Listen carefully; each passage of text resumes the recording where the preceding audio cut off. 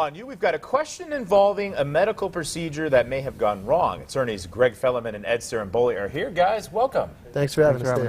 All right, here's the question. This one is from Steve in Music, and he asks, I went for an endo procedure to have a stricture in my stomach, and the doctor broke through the stricture area into my stomach. Had an emergency surgery and coded.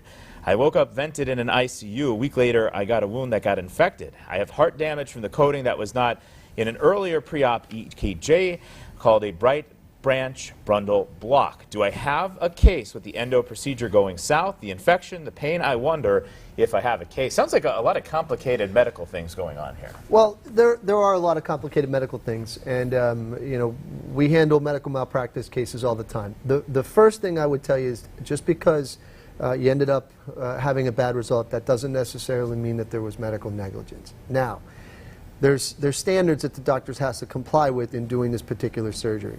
If cutting into your stomach and that did not comply with the standard of care, then you may have a malpractice case against that particular doctor.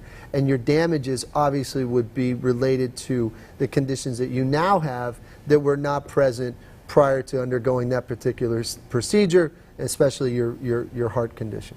And whenever you have this type of situation, it's clearly in your best interest to gather your medical records, seek out a lawyer who does this type of work, bring your records to them, and let them take a look at it. Because the procedure, you know, the lawyer has to get an expert to look at your records and see whether or not you have a case. So you can't sit around and wait. This is something that you really need to jump on soon to get in. You know, you only have 2 years to get that.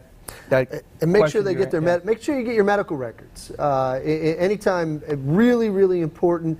Go and get your medical records immediately, because the sooner you get your medical records, the sooner that somebody could take a look at this and answer that question for you. All right, our viewers in need of legal advice when it comes to medical situations, how can they get in touch with you?